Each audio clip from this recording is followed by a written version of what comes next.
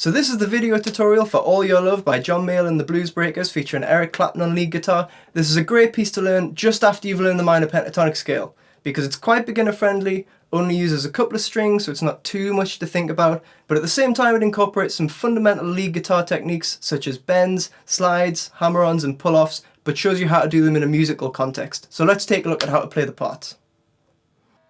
So we're going to start in this position around the 5th and 7th fret in kind of minor pentatonic pattern 1 position in the key of A.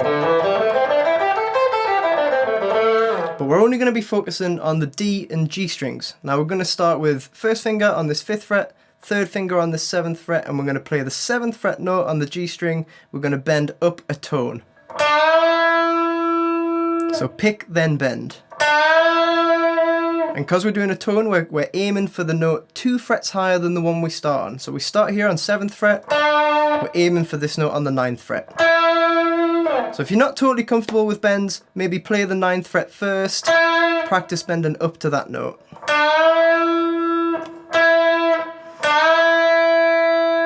Okay, next step is to bring the bend back down, but you want to hear it go up and down. Some bends you only hear it go up, you get these where you only hear the bend go up, but we want to hear it come down.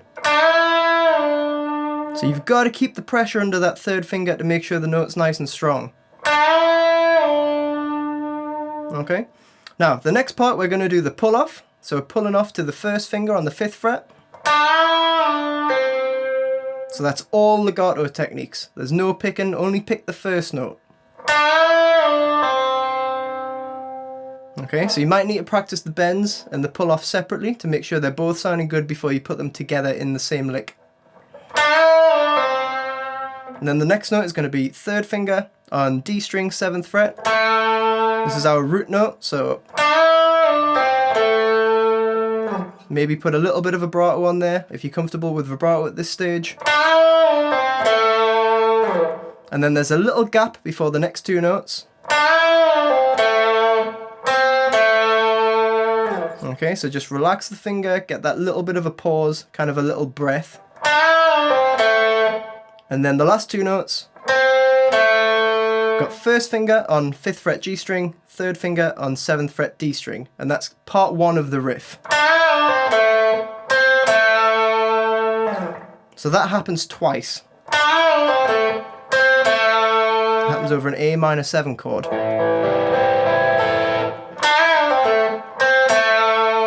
And we're coming in on beat 3. Okay, so it's 1, 2, 3. 2, 3, 4, 1, 2, 3. 3, 4.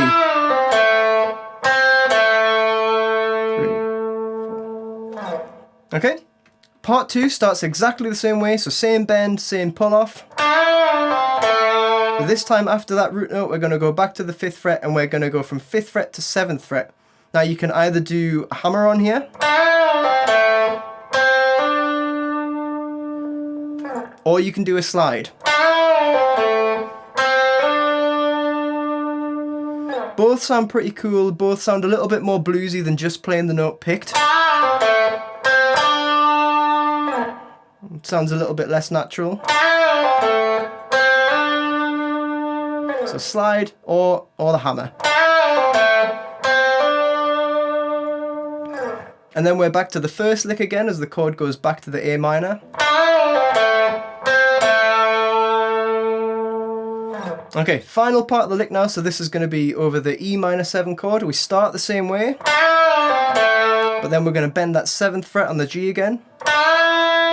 And then really interesting thing that happens here, he does kind of a gradual release of the bend, but while he's picking it, so...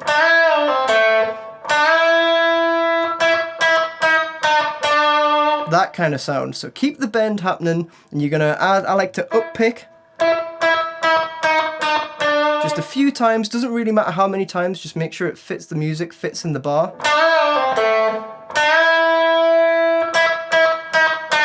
So a little bit unorthodox, but you'll get it after a little bit of practice.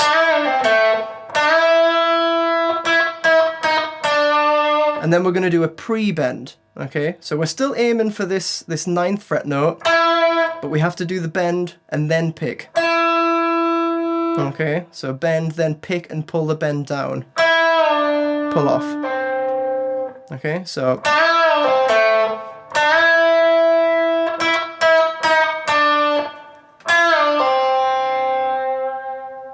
Okay, so after the little gradual release, then mute the string, do the bend, pull it down and pull off, and then finish on that root note. Okay, so that whole final lick.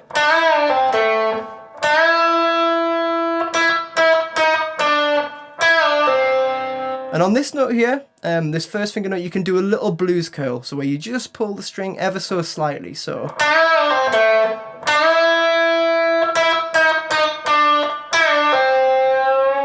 Sounds quite cool. Just before that final note.